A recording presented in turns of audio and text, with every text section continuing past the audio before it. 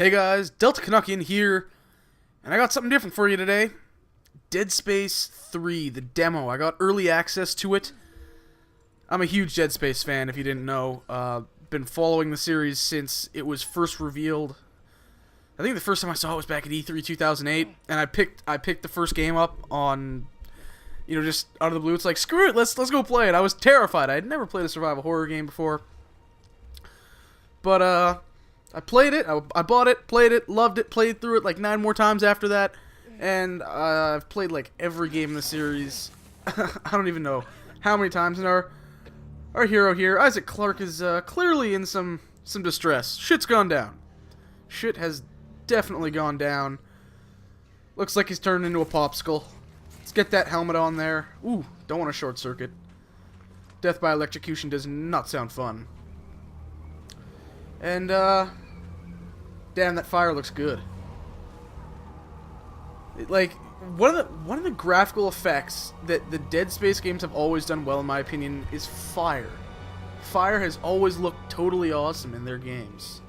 I love this engine, by the way. The game engine that Visceral has created to run this game on. Yes, tutorials and blah, blah, blah. Well, first things first, I'm going to do this. I'm going to go into settings.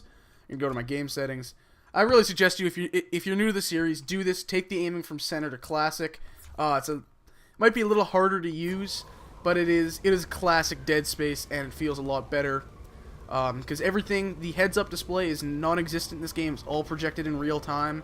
You can see my health, my stasis, my slow motion.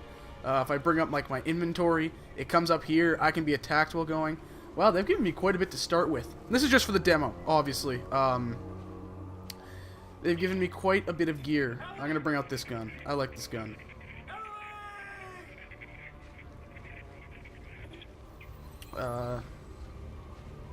Walking through the wreckage of the ship here. This is the same demo that was shown off at E3. So obviously if you're a Dead Space fan, or just, a huge gaming person and watch E3 and follow E3, you've probably seen this. It's been shown at a number of shows, but this is obviously a newer and more polished version. You're seeing I'm picking up ammo clips. Dead Space Hardcores, do not worry. This is just for the demo. The universal ammo is just for the demo. Unless Visceral has done something recently to, change that. It's been that way for a while. They've said it's just for the demo. Okay, so, the gun here is a carbine on the top with a force gun on the bottom, which is totally awesome, and it's really useful. And it'll get even better as the demo goes on, and you'll see that. So obviously, stomp the containers. Now, I'll obviously share my thoughts on the demo. This is my 3rd or 4th go-around of it, but I'll get into those shortly.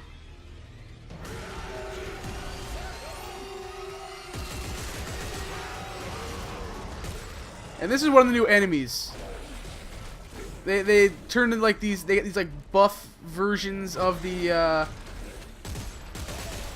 lurkers. I don't even know what to call them. Tendrils.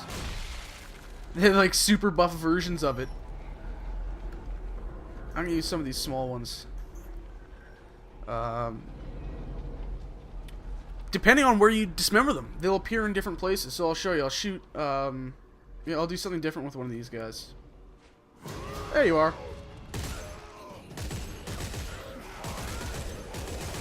I'll take his top half off. See that? Right, same thing.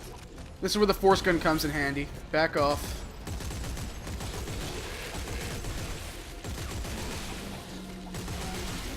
And one thing that I've found to be immediately noticeable in this is the necromorphs are a lot more aggressive than they ever have been. Just a lot more aggressive, and that goes with everything has really been amped up. People, it's known that the action is going to be more prominent in this game, and that's just something that's happened as the series has gone on. And what people need to realize is that is not oh, we need to make it more action-y to appeal to the mainstream. I'm sure there is a bit of that. They need to get, good sales. But it's also character development. Isaac has been through you know, 2 of these incidents with the necromorphs. He's not new to it. He's not completely inexperienced. He's really the universe's foremost expert on necromorphs and how to kill them. So he's more confident in his abilities, and as such, whoa, okay, yeah, I always forget about that. And as such, he is considerably more capable than he was in the first Dead Space. So he can roll around, he moves faster, he handles guns better, stuff like that.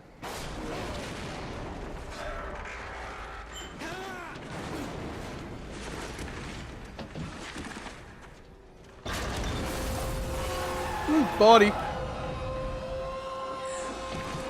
The sound in the game is still phenomenal. The playing this with my PX5s on is awesome.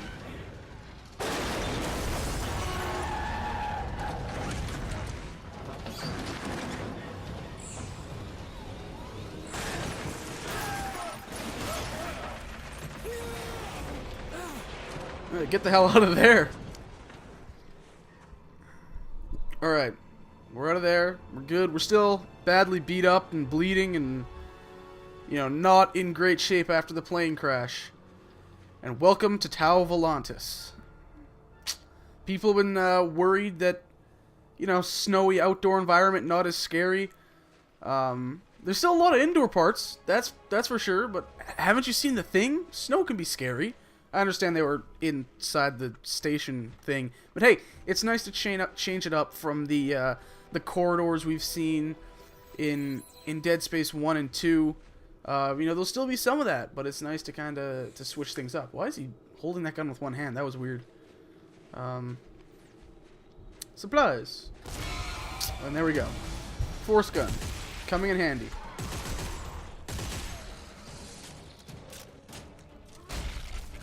Scrap metal ammo. So everything is based off like scrap metal and other stuff you can scavenge. You can see this guy's coming. I'm going to stasis him. Move a little closer. Boom. Take the force gun. Reload. Take his head off. Of course that's not going to stop him. He's a necromorph. He's just going to get angrier. Let's see what he has. Ooh. The blind slashes. Okay, let's finish him off. Yeah, the necromorphs are definitely a lot more aggressive in this game, which will make for some fun challenges, especially on the higher difficulties. So yeah, let's, oh, you can see I did the roll there. I wasn't trying to, I just did. If you double tap the sprint button, you can roll forward, you can roll backwards, you can roll to the sides. Stuff like that. It's a useful little tool, and showing Isaac's growth as a character. So, there's Carver. Clark! How the hell did you... Never mind! Come on, we're in... Oh, shit! Langford! They're coming over the outer wall, you hear me? They're headed your way! So, Carver, if I was playing the drop-in, drop-out co-op here, Carver would be with me by my side. There would be changes to the story. It would still be the same... I guess overall arcing story, but there would be different interactions with characters and between Isaac and Carver, which is really interesting, and I'm looking forward to being able to play through this game solo and experience classic Dead Space, and then playing through in co-op with a friend.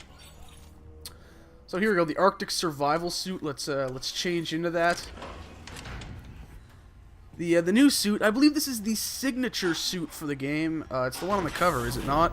Either way, I'm also going to show you the totally overhauled, revamped bench and rig, how you upgrade them, and how it actually, like, upgrading the suit actually makes visual differences. You'll see, I think you actually see armor kind of appearing on the suit as you upgrade it. So let's go into the upgrade. The rig, you can see I can come in here. Yeah, there, you can see as I upgrade the armor, it makes a visual difference. Same with the air and my health, it makes a visual difference, which is cool. So let's just do some basic upgrades right now.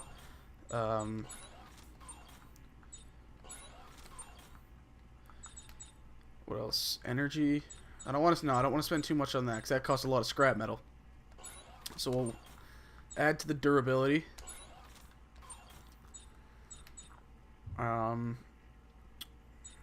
then we'll leave kinesis because I don't really use that a whole lot in the demo anyways. So yeah, now you upgrade your rig at these suit kiosks. It's no longer power nodes and everything. You don't do it at benches. Benches are purely for weapons, and we're gonna get into some cool stuff here. So I'll just skip the tutorial because I've gone through it already. You can do it yourself when you get your hands on the demo. And let's go in here. So the plasma cutter, you can see there's all these things I can change. Currently, the lower tool is a rotator cuff module, which allows me to, rotate 90 degrees, which is, kind of the standard plasma cutter. But I'm going to change that up. I'm going to put a Tesla core under there and make things interesting. So I get to shoot little bolts of electricity out of that. I believe that's all I can do right now. So let's go into the upgrade circuits and play around with some stuff. I'm going to add to the damage of the plasma cutter and the clip. I'm not going to max things out too much. Obviously, you can see you can have up to, instead of having a whole tree to level up, you have just these 4 slots. You have up to 4 slots on weapons. And then for the lower tool, I think I will add to the rate of fire because it fires fairly slowly, as well as the damage. Improve the damage output. So we do that for that gun. And Isaac will quickly, play with some tools and get that fixed up as he is an engineer.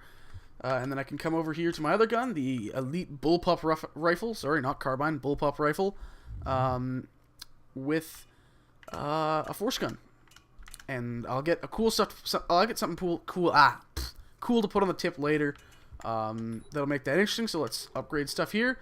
I'm gonna add to the clip size. That's strange. That affects the reload. Additional resources required. Damn. So I can't do that quite yet. Actually, that was scrap metal, so I can't do a whole lot more in terms of upgrades. So we'll leave that to later. I'll play with that later. I've been showing you my my carbine, my bullpup rifle / force gun, which is really handy. Let's bring out the plasma cutter with the Tesla coil on it. The combination I'm really looking forward to doing is getting the Ripper blades, the saw blades on the bottom of there. That was done in the E3 demo, I think. I think that'd just be an absolutely devastating combination to have. The plasma cutter, which is, the signature weapon. Great all-around weapon that you could probably do a playthrough with just the plasma cutter.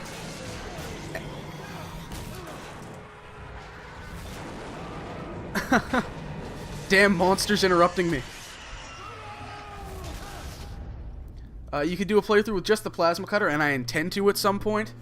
And the Ripper. The Ripper itself was one of my favorite weapons in Dead Space. Okay, so we got this guy, and you're going to see me use the stasis here. The big orange glowing weak spots, kind of making it obvious. This guy's not that hard to deal with, though they are making me play on easy. Oh, fuck.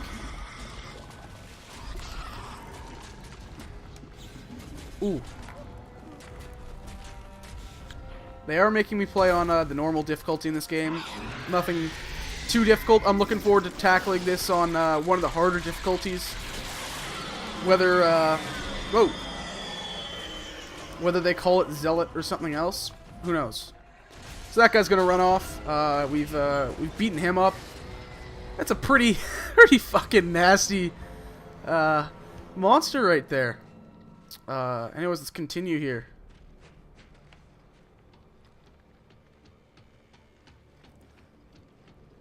Climbing up to get into this this building here, and like I said, I promise there's still some good corridor walking, searching, classic Dead Space scary stuff.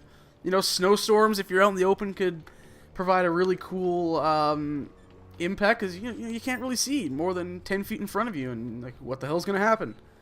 I'll sprint over there so we're not not going too slow. Cool new opening doors, cool new design on the HUD to... Ooh, hello. to make it look ancient, because, you know, this is an old station. This isn't as up to date and as sleek and nice looking as some of the other places we've been to in Dead Space. And here we have some Unitologist soldiers. Children of Altman, the marker has a plan for all of you. When the time comes, you will be reborn. But for that to happen, Isaac Clarke must die. The future of our religion, of our very race, depends upon it. Stop him at any cost. Altman, be praised. So as you hear there, the Unitologists want Isaac dead, because we're obviously on a mission to destroy all the markers and stop necromorphs from, you know, being a thing. So they don't like us. They don't like Isaac. And that's going to create an interesting little mix here, because now we are not only fighting... We're not only fighting necromorphs, but we got Unitologist soldiers we have to deal with. And this is one of those cool battles I'm going to be looking forward to, where you have both the necromorphs, you know, you have the Unitologist shooting at me, I'm shooting back at the Unitologist, and then the necromorphs come in to kind of make a mess of things and go after both sides. And there'll be another encounter with the Unitologist soldiers later on that show why this will actually be pretty cool. I hope it's not, you know, every other encounter, because that would get kind of lame. You know, I could go play Gears of War if I want to fight humanoid enemies. But there are a couple little things that get thrown in there when you throw all three sides together: the necromorphs, the Unitologists, and Isaac. And it can get quite messy, and it has some interesting results. So I'll bring out this gun again. I'll show you this. And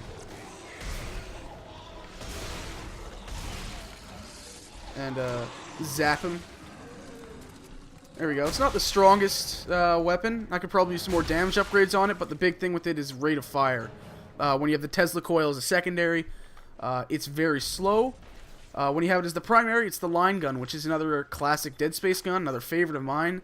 And the thing is, when you create these, you know, these different mashups in the bench, you can save the blueprints, put them online so people, you know, anyone can throw it all together and use your creations, and obviously you can store weapons away. So that's something I'm really looking forward to, having that survival aspect amped up by scavenging and having to look for supplies that way. Here's another of the cool encounters when you get necromorphs and other humans mixed. These guys can be a pain in the ass if you don't know what to do. The first time I saw these guys, I had no idea where to shoot, but now go for the head. Get the stasis going, take them out.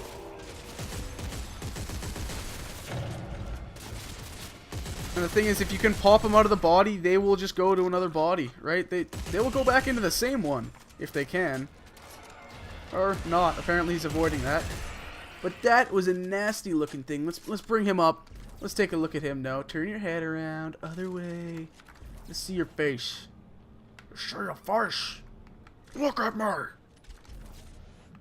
Stupid head thing. Let's see if we can get it from this side. Nah, you just don't want to look. Go away. This guy? No, that's a body. You can go there. Need that. How with this head? You don't want to look at me, do you? Ugly bastard. Let's look at your face. You can see that. Yeah. That's kind of nasty. That's gruesome. That's good fun, and that's fucked up. Let's continue onwards. The batteries are getting low on my headset, and what the hell? Yeah, quite pretty, isn't it? And actually, the environment looks really cool. I'm embracing the change.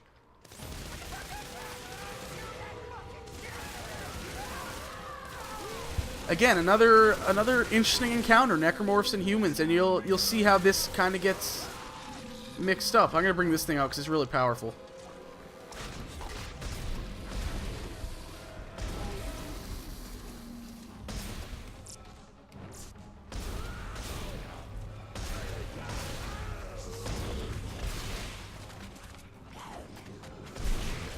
And you can see that. I don't know if you saw that up in the top of the screen.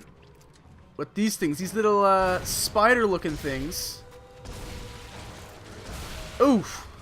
No longer, you know, the huge kind of flying dudes that come swooping in to infect the bad guys now. It's these little freaking spiders that you can not notice if you're not paying attention. That come in and do a ton of damage. They turn the humans into necromorphs almost instantly, and I think that's a noisy little bastards. That's an interesting little thing to think about. You know, you could think, hey, I just took out all these human enemies. It's, you know, they're done, they're out of the way. Then all of a sudden, a few of those little buggers show up. Boom, they're necromorphs now. They're super aggressive. You gotta dismember them, and you just have to use ammo to take them down yet again. And I think that'll, you know, that will make the encounters against the unitologist soldiers really interesting. And I don't mind them, like I said. It's nice to get that kind of break, change up. And I love the whole unitologist backstory in this series. But I don't want that too much. I want to be fighting necromorphs. That's what I'm playing Dead Space for. So let's get this opened up. Now that we got the power back on, I will go to the bench here. Hopefully I picked up the parts I want. Hydraulic engine, compressor, okay, good. Those are my resources. So let's go in here, and I'm going to bring this. And the tip on my... so that's what it is, the default tip. It's basically a shotgun, a kinetic shotgun. That knocks guys back. But this ups the damage. This narrows the focus of where I'm shooting, and it makes it much more deadly. Much more cool to use. So let's get in here. I'm going to add to the clip now. Do that. And let's add to the damage. Obviously, that's always a favorite. Then with this, I don't really need to add to that. So let's add to the rate of fire. And we'll add another rate of fire onto it. Oh, don't have the resources. Maybe a clip. Can I do a clip? No, not enough scrap metal. So that's what we got for upgrades. Now let's head into a part it's pretty intense actually. You know, I think it shows the changes that are gonna come with, you know, Isaac being more experienced, you know, guys like me who've been playing this game since the beginning being more experienced, in that you're not gonna get really the same kind of scares. It'll be more of these just intense moments that you'll be kind of freaking out, but you won't be like, oh my god, I'm gonna die. You'll be like, oh god, this is crazy, but I can handle this.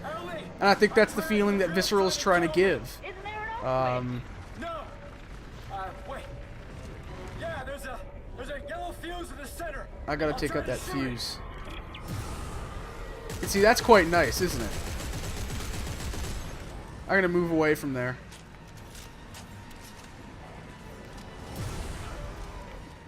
That's quite nice. Knocks back enemies, gives them a chance to, gives you a chance to reload, get your main gun prepped, whatever you may need. Oh fuck! Get me out of there! Oh Jesus!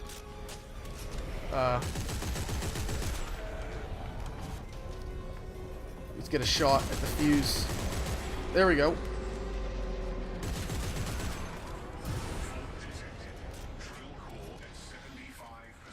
Oh, I think I missed something I want to put on my plasma cutter. There's a knife that you can get.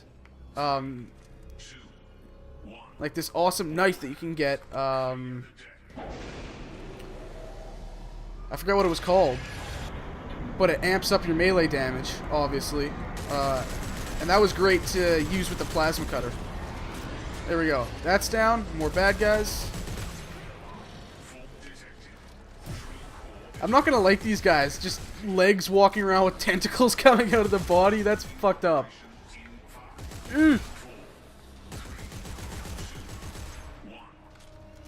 Alright. This thing's coming down again.